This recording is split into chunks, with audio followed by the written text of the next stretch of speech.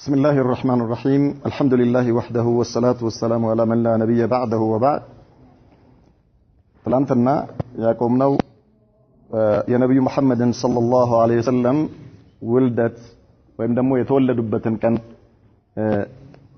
ዛሬ እናያለን ነበር። መውሊዱን ነብይ ማለት ነው። ነብዩ መሐመድ ሰለላሁ ዐለይሂ ወሰለም የተወለዱበት ቀን መውሊድ የሚለው ቃል በአረብኛ አገባብ የተወለዱበት ቦታና የተወለዱበት ጊዜን የሚጠቁም ነው። ሁለት ነገር ይዛል። መውሊድ የሚለው ቃል ሁለት ነገር ይዛል። የተወለዱበት ቦታና የተወለዱበት ቀን። በአብዛኛው ገነኛ መውሊድ ስንል የተወለዱበትን ቀን ነው የሚፈለግበት ማለት ነው።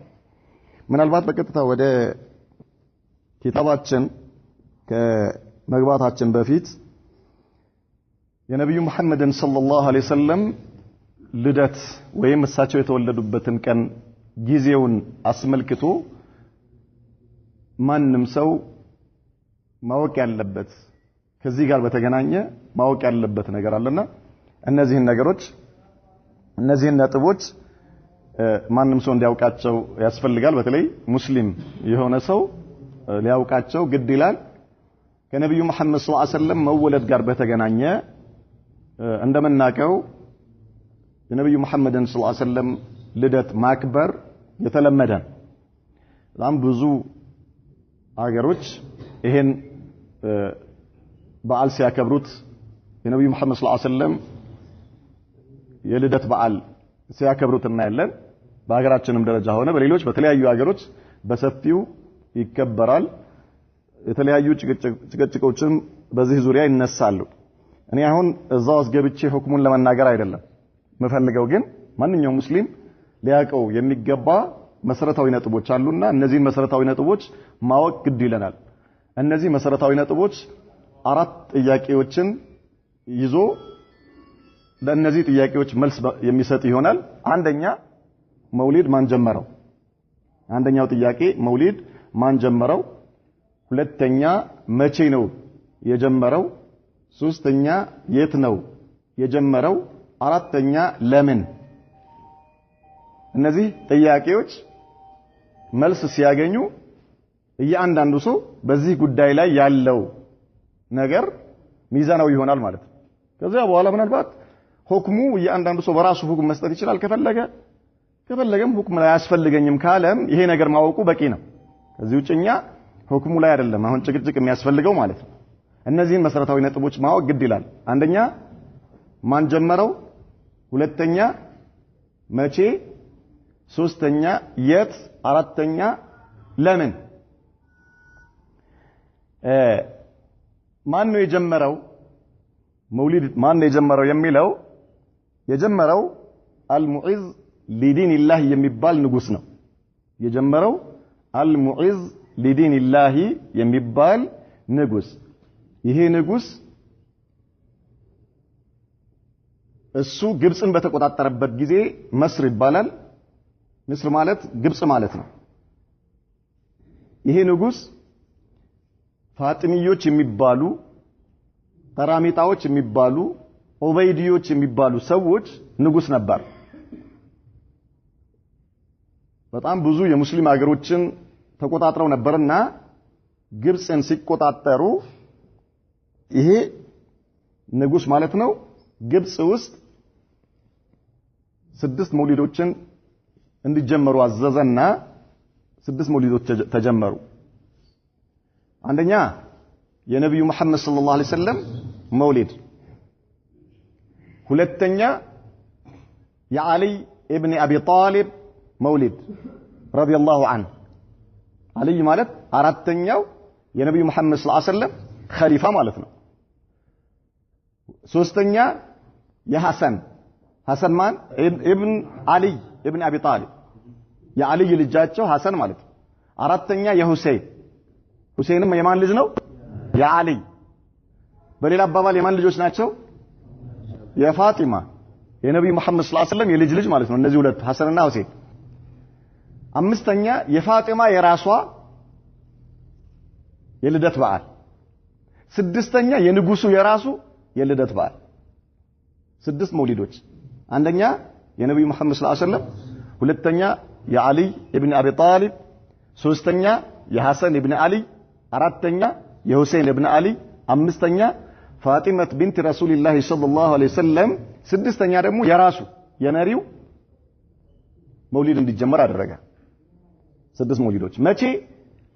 በ361ኛው ዓመተ ሂጅሪያ ወይም በ362ኛው ዓመተ ሂጅሪያ። አንዳንድ ዘገባዎች በ361ኛው ዓመተ ሂጅሪያ ነው መስርን ግብጽ የገቡት እነዚህ ሰዎች የተቆጣጠሩት በዛው ዓመት ጀመሩት የሚል አለ። ሌላኛው ደግሞ አይ እነዚህ ሰዎች በ361ኛው ዓመተ ሂጅሪያ ግብጽን ተቆጣጥረው በ362ኛው ዓመተ ሂጅሪያ ነው ይሄን የጀመሩት። ኢዘን ምናልባት ያው 361ኛው ወይም 362ኛው ዓመተ ሂጅሪያ ላይ ነው የተጀመረው ማለት ነው። ማን የጀመረው ብለናል?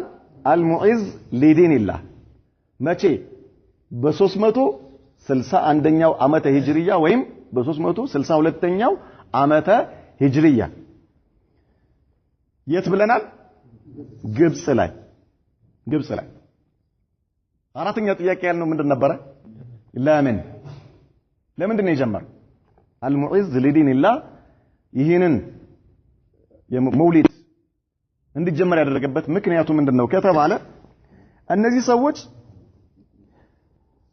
ግብጽን የተቆጣጠሩ ወይም ደግሞ ሌሎችንም ሀገሮች ሲቆጣጠሩ የነበሩ ሰዎች ፋጢሚዮች ይባላሉ ብለናል፣ ወይ ደግሞ እስማኤልያዎች ይባላሉ፣ ወይ ቀራሚጣዎች ይባላሉ፣ ወይም ደግሞ ኦበይድዮች ይባላሉ። ማን ናቸው ከተባለ እነዚህ ሰዎች አስላቸው ሺዓዎች ናቸው። ሺዓ እነዚህ በ361ኛው ዓመተ ሂጅሪያ ግብጽ ላይ እስኪደርሱ ድረስ በጣም ብዙ ሀገር ከተቆጣጠሩ በኋላ ነው የመጡትና ግብጽን የተቆጣጠሩት። ከዚያ በፊት እንቅስቃሴያቸው በአፍሪካ ሀገር ነበር የተጀመረው። ከዚያ ባህሬን ላይ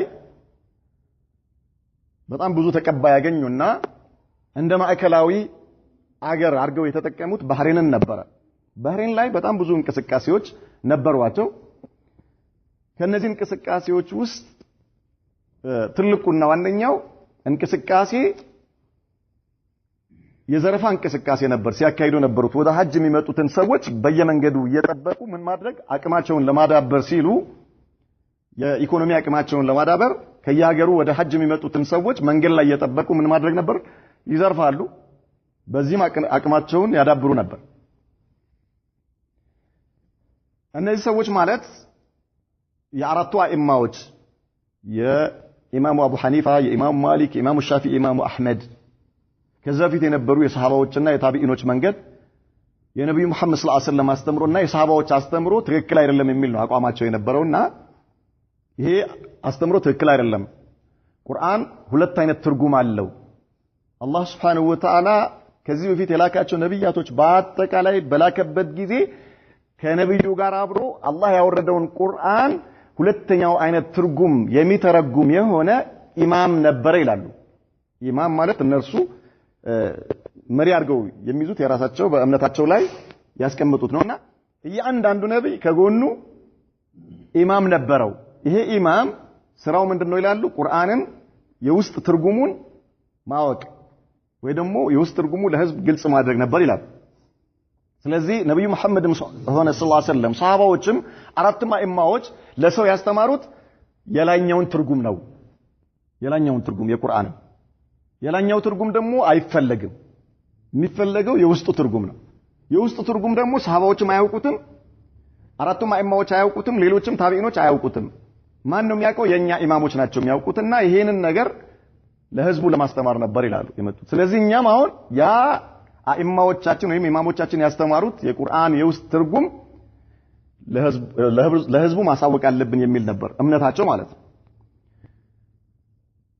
ስለዚህ በዚህ አካሄድ ነበር። ያው ይሄ ማለት እንዳለ የነበረው በዚያን ጊዜ የነበሩ የሙስሊም ሀገሮች በሙሉ ከእነርሱ ጋር ምን ነበራቸው? ቅራኔ ያላቸው ማለት አይቀበሏቸው። እነርሱ ግን የራሳቸው እኛ የአሊ ቤተሰቦች ነን፣ አሊ ኢብኑ አቢ ጣሊብ ማለት ነው የነብዩ መሐመድ ሰለላሁ ዐለይሂ ወሰለም ቤተሰቦች ነን በሚል ነበርና ሲንቀሳቀሱ የነበሩት። በ317ኛው ዓመተ ሂጅሪያ ላይ ባህሬን ላይ በጣም አቅም አገኙና ምን አደረጉ? ወደ ሐጅ እንመጣለን ብለው ወደ መካ ጉዞ ጀመሩ። ወደ መካ ጉዞ ሲጀምሩ እነዚህ ሰዎች ያኔ መሪያቸው የነበረው አቡ ጣሂር ይባላል። ወደ መካ ለሐጅ ነው የምንመጣው ብለው እንቅስቃሴ ሲጀምሩ አቡ ጣሂር ይባላል የመራቸው ወይም ደግሞ እነርሱን ይዞ የመጣው ሰው። አብዛኛዎች መካ ላይ ያሉ ሰዎች ወይ ደግሞ ሌሎች ሙስሊም አገር ላይ ያሉ ሰዎች ያውቋቸዋል እነዚህ ሰዎች። እንደውም ብዙ በተለይ ከዛ በ316ኛው ዓመተ ሂጅራና ከዛ በፊት በነበሩት ላይ ብዙ ሰዎች ብዙ አገሮች ሐጅ ለማድረግ አቅቷቸው በእነዚህ ሰዎች አማካይነት የሐጅ ስርዓት ቆሞ ነበር ብዙ አገሮች ላይ ማለት ነው። ምክንያቱም መንገድ ላይ መሃል ላይ የሆኑ እነዚህ ሰዎች ሁጃጆችን ይዘርፉ ስለነበረ የሐጅ ስርዓት ከብዙ አገሮች ተቋርጦ ነበር ከመካ ጋር ያለው ግንኙነት ማለት ነው በእነሱ አማካይነት። በኋላ ሲመጡ ብዙ መካ አካባቢ ያሉ ደግሞ ሌሎችም እንዳይገቡ ከለከሏቸው። ከዛ ጦርነት ተጀመረ ከእነሱ ጋር ተሸነፈ። አቡ ጣሂር ሲሸነፍ ምን አለ? እኔ አለ አሁን ዓላማዬ ሐጅ ማድረግ ነው አለ። እኔም ተከታዮቼ ሐጅ ማድረግ እንጂ ሌላ ዓላማ የለንም። እኛ ሙስሊሞች ነን፣ ተውበት አድርገናል። ስለዚህ ሙስሊም ሆነን ደግሞ የአላህን Subhanahu Wa Ta'ala ቤት መጎብኘት ልትከለክሉን አይገባም። ይሄ በእናንተ ላይ እርም ነው። እንዴት ትከለክሉናላችሁ? ሙስሊሞች ነን፣ ሐጅ ነው የምናደርገው። ስለዚህ ልትከለክሉን አይገባም፣ ሐጅ ማድረግ አለብን። ይሄ አውቃችሁ ነው እንጂ ሐጅ አይደለም ሌላ ዓላማ ነው ያላችሁ አይቻልም ብለው አሁንም እንዳይገቡ ሲከለክሏቸው ምለው ተገዝተው ምንም አይነት ሌላ ዓላማ የለንም ሐጅ አድርገን መመለስ ነው ከፈለጋችሁ በፈለጋችሁት ነገር ቃል አስገቡን። በወቅቱ መካ ላይ ለነበረው የጎሳ መሪ ቃል ገብቶ እሱ ከሌላ እንዲሰጣቸው አድርገው መካ ገቡ። እነዚህ ሰዎች በ317ኛው ዓመተ ሂጅሪያ መካ ገቡና መካ ላይ ከተለያየ ሀገር የሚመጡ ሁጃጆች መጥተዋል ብለው ሲያምኑ ዙልሂጃ በገባ የዙልሂጃ የሐጅ ወር ማለት ነው ከገባበት በማግስቱ ምናምን ጀምረው እነዚህ ሰዎች እንቅስቃሴ ጀመሩ መካ ላይ። ምን አይነት እንቅስቃሴ? ሰዎችን ለሐጅ የመጡትን ሰዎች መዝረፍና መግደል ጀመሩ።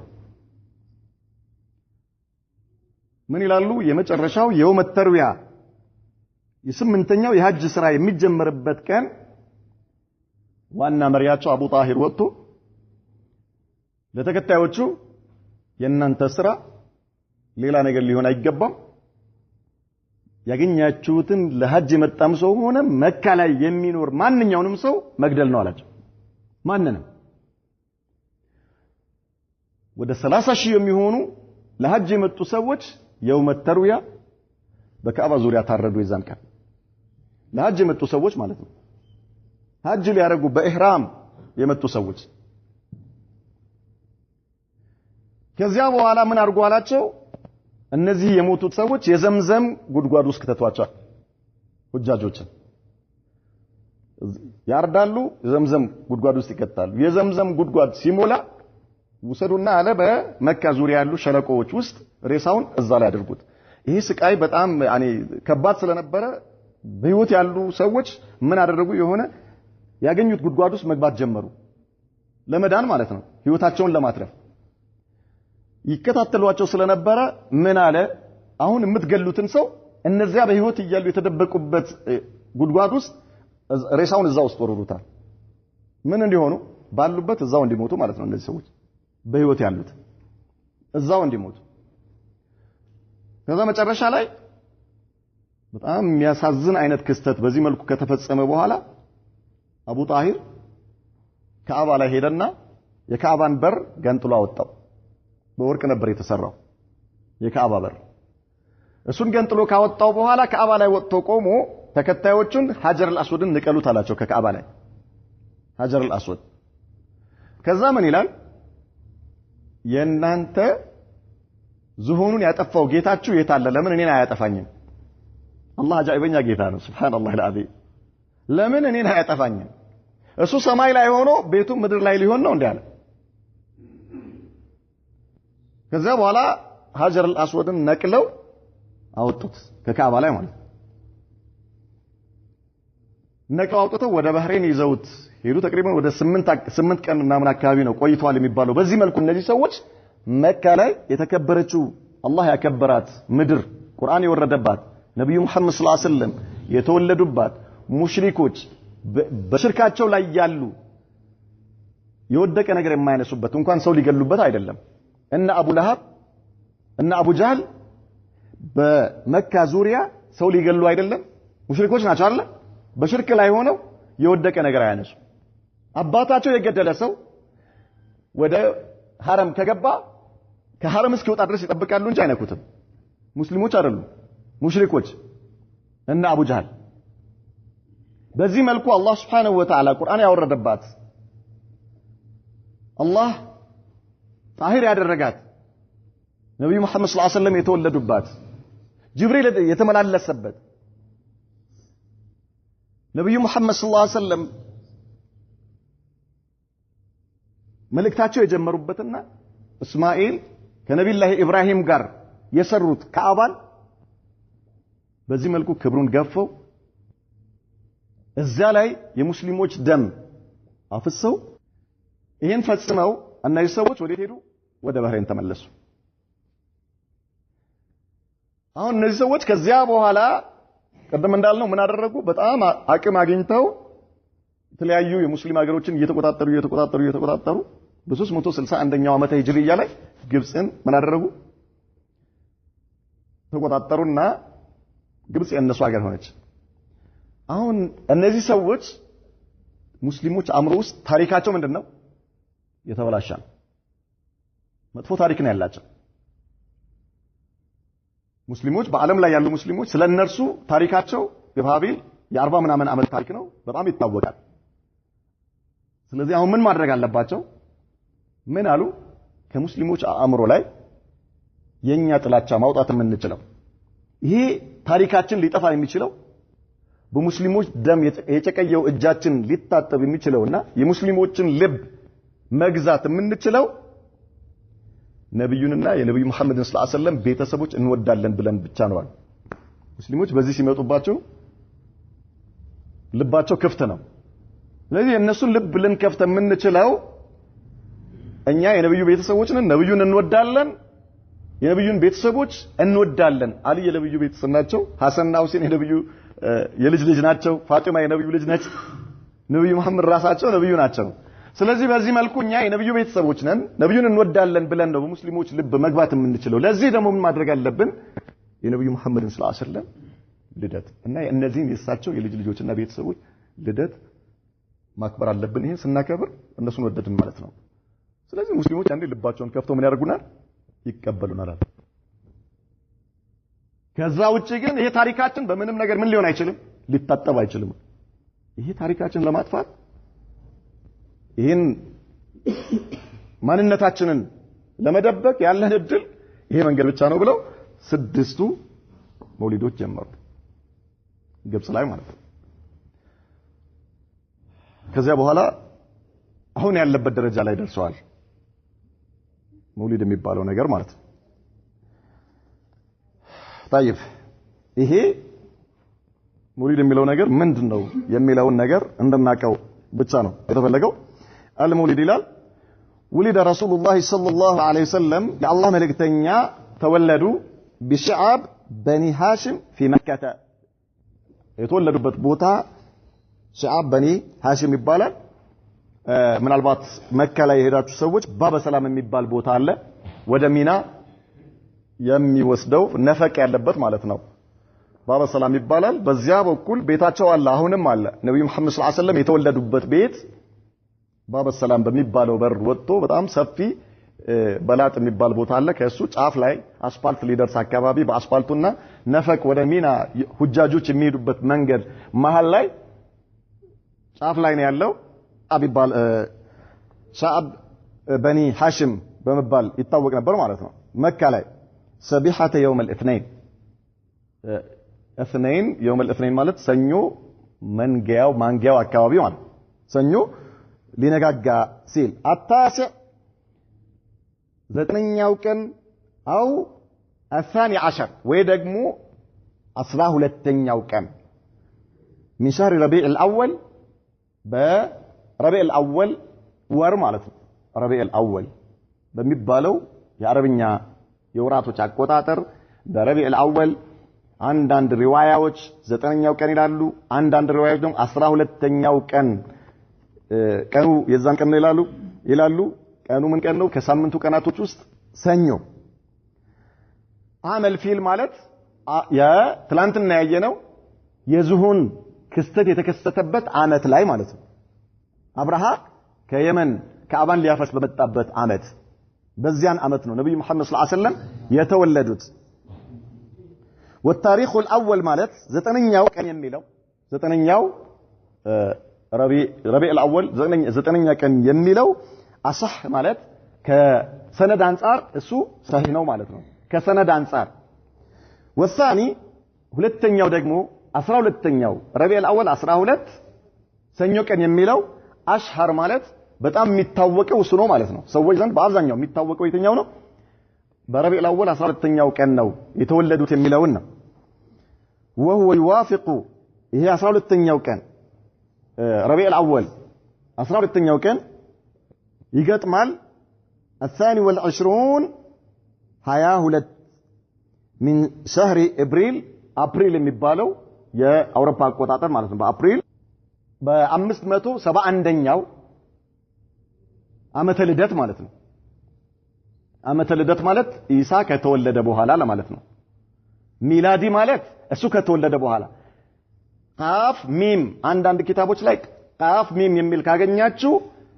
قبل الميلاد ማለት ነው ከመወለዱ በፊት የነበረው ከመወለዱ በፊት ሚላዲ ከተባለ ግን ኢሳ ከተወለደ በኋላ ለማለት ነው በእነርሱ አቆጣጠር 571ኛው ሚላዲ በአውሮፓዎች አቆጣጠር ማለት ነው በሌላኛው ደግሞ ምክንያቱም የኛ የሙስሊሞች የዘመን አቆጣጠር ነብዩ መሐመድ ሰለላሁ ዐለይሂ ወሰለም ሂጅራ ወደ መዲና ከሄዱበት ጀምሮ ነው አይደል እንዴ ይሄ አሁን የምናወራው መቼ ነው የምናወራው ገና የተወለዱበት ቀን ስለተወለዱበት ቀን ነው እያወራን ያለ ነው ስለዚህ ምን ማለት ነው እስላማዊ የዘመን አቆጣጠር ምን አልተደረገም አልተጀመረም ገና ማለት ነው ግን እንትኖቹ አሉ 12 ወሮች ይታወቃል ስለዚህ يوم الاثنين الثاني عشر من شهر ربيع الأول ነው ይሄኛው በ22 አፕሪል የሚለው 571ኛው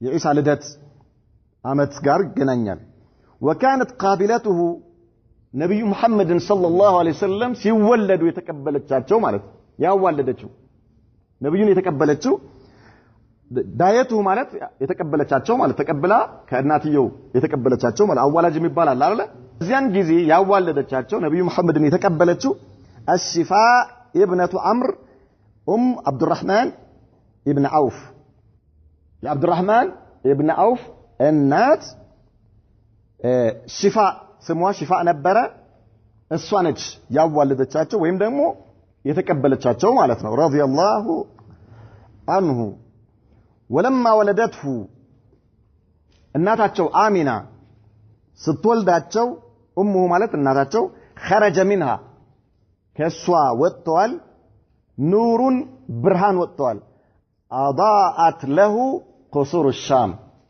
የሶሪያ ላይ ያሉ ህንጻዎች የብርሃኑ ፍንጣቄ እነሱ ላይ በርቶ ታይቷል መካ ላይ ነብዩ መሐመድ ሰለላሁ ዐለይሂ ወሰለም ስትወልዳቸው አሚና ከማህፀኗ የወጣው ብርሃን ሻም ወይም ደግሞ ሶሪያ ላይ ያሉ ህንጻዎች ላይ ነጸብራቁ ምን ሆኗል ታይቷል ይሄኛው ሪዋያ ደረጃው ሐሰን ድረስ ይሄዳል ይላሉ ዑለማዎች ከዚህ ውጪ ግን ነብዩ መሐመድ ሰለላሁ ዐለይሂ ወሰለም ሲወለዱ ወይ ደግሞ በሳቸው አወላለድ ዙሪያ የተወሩ ነገሮች በአጠቃላይ ከሰነድ አንፃር ዳኢፎች ናቸው ኢዕቲዳድ አይደረግባቸውም ሰነድ ሳይጠቀሙ ዝም ብሎ ታሪክ የሚጽፉ ሰዎች በጣም ብዙ ነገር ነው የሚጽፉት ነገር ግን ይሄኛው አሚና እሳቸውን ስትወልድ ብርሃን ከሷ ወጥቶ እስከ ሻም ድረስ ሻም ላይ ያሉ ህንጻዎች ላይ መታየቱ ይሄ ደረጃው እስከ ሐሰን ድረስ ይደርሳል ይላል ወአርሰለት አይ ኡሙሁ ማለት ነው እናታቸው ላከች ኢላ ጀዲሂ አብዱል ሙጣሊብ ወደ አያታቸው ላከች አባታቸው የሉም በህይወት የሉም ሞተው ነበር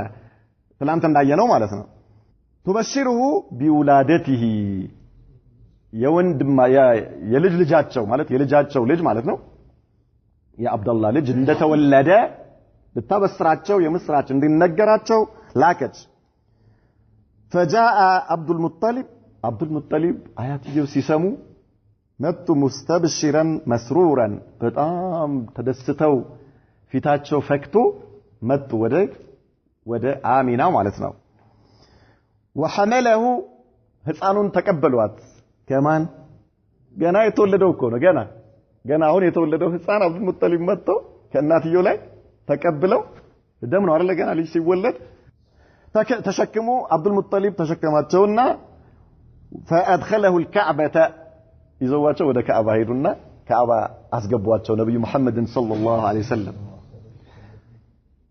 وشكر الله መስገኑ አብዱል ሙጠሊብ ودعاه الله ለመኑት ዱዓ አደረጉ وسماه محمدا ስማቸውን ሙሐመድ ሰለላሁ ዐለይሂ ወሰለም ብሎ ጠራቸው ማን አብዱል ሙጠሊብ አያታቸው ማለት ነው የነብዩ መሐመድ ሰለላሁ ዐለይሂ ወሰለም አያት ረጃአ ان يحمد ማለት ሰዎች እንዲያመሰግኑት የተመሰገነ ምስጉን የሆነ ህፃን እንዲሆን ከመመኘት ምስጉን ነው የተመሰገነ አርግልኝ በሚል ንያ ሙሐመድ አልዋቸው وختنه يوم سابعه وأقى عنه ማለት አቂቃ አደረጉላቸው ማለት አቂቃ ማለት አንድ ህፃን ልጅ በተወለደ በሰባተኛው ቀን የሚታረደው እርድ አቂቃ ይባላል ደም ማፍሰሱ አርዶ ለዛ ህፃን ደም ማፍሰስ ምን ይባላል አቂቃ ይባላል አቂቃ ሐቂቃ አይደለም በጣም ብዙ ወንድሞች ሐቂቃ ይላሉ هذا خطأ ሐቂቃ ይባላል ሐቂቃ ማለት እውነት ማለት ነው አቂቃ ማለት ደግሞ ህፃን በተወለደ በሰባተኛው ቀን የሚታረደው እርድ ምን ይባላል ይሄ አቂቃ ይባላል እና አብዱል ሙጠሊብ ይሄ አረቦች ባህል ነበር መጀመሪያ ድሮም እስልምና ተቀብሎ አጽድቆታል አብዱል ሙጠሊብ ነብዩ መሐመድ ሰለላሁ ዐለይሂ ወሰለም እንደተወለዱ በሰባተኛው ቀን አረዱላቸው ወختنه ማለት ምን አደረጓቸው አስገረዟቸው እንዲገረዙ አደረጓቸው አንዳንድ ሪዋያዎች ተገርዘው ነው የተወለዱት የሚሉ ሪዋያዎች አሉ هذا لا يثبت ከመረጃ አንፃር ላ አያትየው በሰባተኛው ቀን አቂቃ አድርገውላቸው ምን እንዲገረዙ አደረጉ ማለት ነው وأطعم الناس አብዱል ሙጠሊብ ያው ባህሪው ነው አስለን ማብላት ሰዎችን ሰብስቦ አበላ كما كان العرب يفعلون عربوች አስለን ይሄን ነገር ያደርጉ ነበር ልጅ ሲወለድላቸው በሰባተኛው ቀን ያርዳሉ ያበላሉ ከዛልከ ወንድ ከሆነ ምን ያስደርጋሉ ያስገርዛሉ وكانت حاضنته አይመን ከዚያ በኋላ ነብዩ መሐመድን ሰለላሁ ዐለይሂ ወሰለም ስትንከባከባቸው የነበረችው አይመን ትባላለች በረከቱል ሐበሽያ የሐበሻዋ በረካ ትባላለች ማለት የነብዩ መሐመድ ሰለላሁ ዐለይሂ ወሰለም እናት ነች በሌላ በእንክብካቤ ማለት ነው የሐበሻዋ በረካ መውላቱ ዋሊዲሂ አብዱላህ የአብዱላህ አገልጋይ ነበረች የአብዱላህ አገልጋይ የአባታቸው ማለት ነው وقد بقيت اي بركه الحبشيه ቆየች حتى اسلمت ከዚያው በኋላ ነብዩ መሐመድ ሰለላሁ ዐለይሂ ወሰለም አላህ Subhanahu Wa Ta'ala መልእክተኛ አድርጎ ለዓለም ብርሃን አድርጎ ሲልካቸው ጥሪያቸውን ተቀብላ ሰለመች وهاجرت ተሰደደች በዲኗ በላ ኢላሃ ኢላላህ ወደ መዲና وتوفيت موتت بركة الحبشية أيمن بعد النبي صلى الله عليه وسلم كنبي بهلا نبي ود أخيرا كهيدو بهلا ب5 أشهر كأمست ور ويم أو ب6 أشهر ويدقمو ك6 ور بهلا الصوم ود أخيرا هيدت اسكذا الرسكن ቆይታ ነበረ ነብዩ መሐመድ ሰለላሁ ዐለይሂ ወሰለም በጣም ያከብሯታል በጣም ይወዷትና ይንከባከቧት ነበር الرضاع ማለት አጠባባቸው ማለት ነው የጥቢያቸው ሁኔታ የነብዩ መሐመድ ሰለላሁ ዐለይሂ ወሰለም የጥቢያቸው ሁኔታ واول من ارضعته መጀመሪያ ያጠባቻቸው ሰለላሁ ዐለይሂ ወሰለም بعد امه ከእናታቸው ቀጥሎ ثويبة የምትባል መውላቱ አቢ ለሃብ የአቡ ለሃብ አገልጋይ የነበረች ቢለበን ኢብን ለሃ የሚጠባ ልጅ ነበራት የዛን ጊዜ ልክ ያ ህፃኑ በሚጠባው ጡት ነብዩ መሐመድን ሰለላሁ ዐለይሂ ወሰለም አጠባቻቸው ከማን ከእናታቸው በኋላ ማለት ነው يقال له مسروح ይባል ነበር ያ ህፃን ነብዩ መሐመድ ሰለላሁ ዐለይሂ ወሰለም ሲወለዱ የነበረው የሱወይባ ልጅ መስሩህ ይባላል። ይሄ ማለት የነብዩ መሐመድ ሰለላሁ ዐለይሂ ወሰለም የጡት ምንድነው ወንድም ማለት ነው። ወካነት ሱወይባ ነበረች قد ارضعت قبله ከነብዩ መሐመድ ሰለላሁ ዐለይሂ ወሰለም በፊት አጥብታ ነበረ ሐምዛ ኢብኑ አብዱል ሙጠሊብ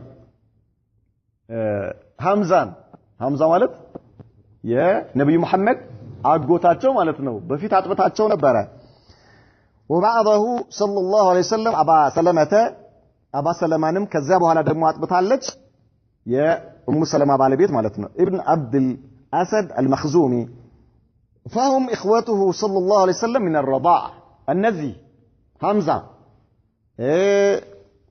ابو سلمة كذلك مسروح የነብዩ መሐመድ ሰለላሁ ዐለይሂ ወሰለም የጡት ምኖች ናቸው ወንድሞች ናቸው ማለት ነው።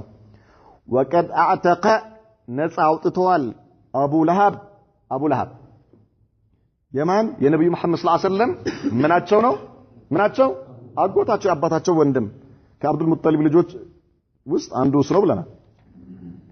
አመተሁ هذه እችን ባሪያውን አገልጋዩን ፈርሐን ቢውላደቲ ረሱልላህ ሰለላሁ ዐለይሂ ወሰለም የነብዩ መሐመድ ሰለላሁ ዐለይሂ ወሰለም መወለድ ሲሰማ በተሰማው ደስታ ወዲያው ይሄን ስለነገርሽኝ ብሎ ባሪያውን ምን አደረጋት ነፃ አወጣት ማለት ነው። ሁር አላት።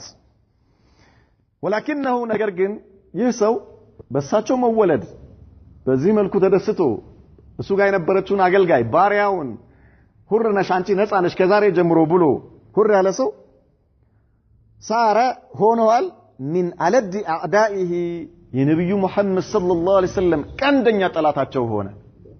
ቀንደኛ ጠላታቸው መቼ حينما قام بالدعوة إلى الإسلام ነብዩ መሐመድ ሰለላሁ ዐለይሂ ወሰለም አላህን ብቻ አምልኩ የሚል ዳዕዋ ማድረግ ሲጀምሩ ማለት ነው። ከአላህ ውጭ የሚመለክ ነገር በአጠቃላይ ባጢል ነው፣ አላህን ብቻ አምልኩ ማለት ሲጀምሩ በመወለዳቸው ምክንያት ደስታ ተሰምቶት ባሪያውን ነፃ ብሎ የነበረው አቡ ለሃብ የነብዩ መሐመድ ሰለላሁ ዐለይሂ ወሰለም ቀንደኛ ጠላት ሆነ። ቁጥር 1 ጠላታቸው ሆነ። ነስአላህ ሰላመተ ወልአፊያ አላህ ይጠብቀን። في بني سعد ነብዩ መሐመድ ሰለላሁ ዐለይሂ ወሰለም በኒ ሰዓድ የሚባሉ ጎሳዎች ዘንድ كان من عادة العرب عربوች ባህል የታወቀ ነበረ من أن يلتمسوا المراضع لمواليدهم في البوادي عربوች ልጅ ሲወለድላቸው ባህላቸው ምንድን ነበረ ከገጠር አጥቢ መፈለግ ገጠር ካሉ እናቶች ልጆቻቸውን የሚያጠባላቸው ሰው ፈልጎ መስጠት ይሄ የተለመደ ነበረ። إبعادا لهم عن أمراض الحواضر ይሄን የሚያደርጉት ለምንድን ነው? ህፃኑን ለማራቅ ሲሉ ከተማ ካለው በሽታ ከተማ አካባቢ የአየር መበከል አለ፣ የተለያዩ በሽታዎች የተለያየ ነገር ስላለ ከዚህ ለማራቅ ብለው ምን ያደርጋሉ? ህፃናቸውን ገጠር ሄዶ እንዲያድግ አጥቢ ፈልገው ይሰጡ ነበረ። حتى تشتد أعصابهم ማለት يعني أعصابهم ጡንቻቸው ምን እስኪጠነክር ድረስ የህፃኑ ጡንቻ እስኪጠነክር ድረስ ማለት አጥንቱ እስኪበረታ ድረስ وليتقنوا اللسان العربية في مهدهم በአንቀልባ ውስጥ ሆነው የአረብኛን ቋንቋ በደንብ እንዲያውቁ በደንብ ትክክለኛ የሆነው ማለት ከተማ ላይ ያለው አረብኛ የተደበላለቀ ነው። ገጠር ያለው አረብኛ ግን ንጹህ ቁርአን የወረደበት አረብኛ ስለሆነ ህፃኑ ሲወለድ ገጠር ሄዶ ትክክለኛ የሆነውን አረብኛ እንዲማር ይፈልጋሉ። ያልተበከለ የሆነ ያልተቀላቀለው ትክክለኛው አረብኛ እንዲማርላቸው ስለሚፈልጉ ይሰጣሉ። ወዴት? ወደ ገጠር ተወስዶ የተወሰነ ጊዜ እዛ እንዲጠባና እንዲያድግ وقدر الله أن جاءت نسوة من بني سعد ابن بكر ابن حوازن يطلبن الرضاعة أو فعرض النبي صلى الله عليه وسلم عليهن كلهن الله فلقنا ሴቶች መጡ ከበኒ ሰዓድ ከሚባል ጎሳ ሴቶች መጡ። ወዴት? ወደ መካ ማለት ነው። ወደ ከተማ መጡ። ምን ፍለጋ? የሚያጠቡትን ልጅ ፍለጋ ማለት ነው። ልጅ ይዘው ለመሄድ ሲመጡ እነዚህ ሴቶች የሚወስዱት ልጅ አባት ሊኖረው ይገባል። ለምን? እነርሱ ምን ይፈልጋሉ? ኺድማ ይፈልጋሉ ከልጁ አባት። እነርሱ ህፃኑን ወስደው ሲንከባከቡ እነርሱን ደግሞ የሚንከባከብ ምን ያስፈልጋል? ወላጅ ያስፈልጋል። ሲያዩዋቸው አባትየው የት አለ? አባት የለውም ይባላሉ። አስተግፍሩላህ እኛ አባት የሌለው ህፃን የሚያደርግልናል ጥሎ ይሄዳል። ያችም ትመጣለች አባቱ የት አለ? የለም ጥላት ሄዳለች። ያችም ትመጣለች አባቱ የት አለ? የለም ጥላት ሄዳለች። ሁሉም እምቢ አሉ። فأبين أن يرضعنه لأجل يتمه የቲም ስለሆኑ ምን ያደርግልናል? የቲም ልጅ ወስደን ምን ያደርግ? እኛ አስለን ያው የተወሰነ ድጎማ ስለሚያስፈልገን ያን ድጎማ እኛን የሚخدመን ሰው ስለምንፈልግ ነው ህፃኑን እያሳደግን እየተንከባከብን። ስለዚህ ይሄ ደግሞ የቲም ነው አባት የለውም። ምን ያደርግልናል? ይሄ ምንም አይጠቅመንም እያሉ ተዋቸው። ወለም ተጅድ እህደ ንስወቲ ከእነዚህ ከገጠር ሴቶች ከመጡት ውስጥ አንደኛዋ ሴት አላገኘችም ይዛው የምትሄድ ነብዩ መሐመድ ሰለላሁ ዐለይሂ ወሰለም የሚቀበላቸው የሚያቅፋቸው አጡ ከገጠር ሴቶች። እሷ ደግሞ የምታቅፈውና ይዛው የምትሄደው ህፃን አጣች ስትፈልግ وهي حليمة بنت أبي ذويب ትባላለች ወይም ደግሞ حليمة سعدية በመባል የምትታወቀው ማለት ነው። ረዲዓን የምታጠባው ልጅ አጣች። ከባለቤቷ ጋር አልሐሪስ ኢብኑ አብዱል ዑዛ ይባላል መንገድ ጀመሩ። ወዴት? ወደ በኒ ሰዓድ ለመመለስ። ከዚያ በኋላ ለባሏ ለምንድን ነው እንዴ ይሄ ህፃን ባዶአችንን ከምንሄድ ለምን ይዘነው አንሄድም? ባዶአችንን መሄዳችን ኪሳራ እንጂ ትርፍ የለውም። ስለዚህ ይሄንን ህፃን ለምን አንይዘው? አባትም ባይኖረው የሚሆነው ነገር አይታወቅም እንሰደው። ከዛ አልሐሪስ ምን አላት? ወላሂ ይሄን ይያሽ በረካ ሳይመጣልሽ አይቀርም አላት። ይሄን ይያሽ በረካ ሳይመጣልሽ አይቀርም። እኔ ተስማምቻለሁ። እኔም እንደው ፈርቼ ነው እንጂ ይሄንን ህፃን አንቺ መቀበልሽ በጣም ኸይር ነው። እኔ በጣም ፈልገዋለሁ እንመለስ አላትና ተመልሰው ነብዩ መሐመድ ጋር ሰለላሁ ዐለይሂ ወሰለም መጡ። وحذيت به حذوة اغتبط لها الآخرون ከዚያ በኋላ ትልቅ የሆነ ድል አላህ ሰጣት ሌሎች የሚቀኑባት አይነት የሆነ ማለት ነው። ወስሙ አቢ ذويب والد حليمة ይሄ ማለት የሐሊማ አባቷ አቢ ذويب የሚባለው ማለት ነው። ስሙ ማን ነው? አብዱላህ ኢብኑ ሐሪስ ይባላል። ነገር ግን ይሄኛው ለቀብ ነው። ባለፈው እንዳልነው አሸንፉ በዛ ነበር የሚታወቀው። ወስሙ ዘውጂሃ ባለቤቷ ስሙ አልሐሪስ ኢብኑ አብዱል ዑዛ ይባል ነበር። ወኪላሁማ ሁለቱም አባቷም ባሏም ሚን ሰዕድ ኢብን በክር ኢብን ሐዋዚን ከአንድ ጎሳ ናቸው። ሁለቱም አባቷም ባለቤቷም ማለት ነው። ወአውላዱ አልሐሪስ የሐሪስ ኢብን አብዱል ዑዛ የሚስትየው የባልየው ማለት ነው። የሐሊመቱ ሰዓዲያ ባል ማን ነው ብለናል? አልሐሪስ ኢብን አብዱል ዑዛ የሱ ልጆች ምንድናቸው? ኢኽወቱሁ ሰለላሁ ዐለይሂ ወሰለም ሚን الرضاعة የነብዩ መሐመድ ሰለላሁ ዐለይሂ ወሰለም የጡት ምኖች ናቸው? ወንድሞች ናቸው። መጀመሪያ ስንት ወንድም አላቸው ብለናል? 3 ወንድም መስሩህ ሐምዛ كذلك من ሰለመተ ነው አቡ ሰለማ አሁን ደግሞ የአልሐሪስ ኢብን አብዱል ዑዛ ልጆች የነብዩ መሐመድ ሰለላሁ ዐለይሂ ወሰለም የጡት ወንድሞች ናቸው። እነማን ናቸው እነሱ?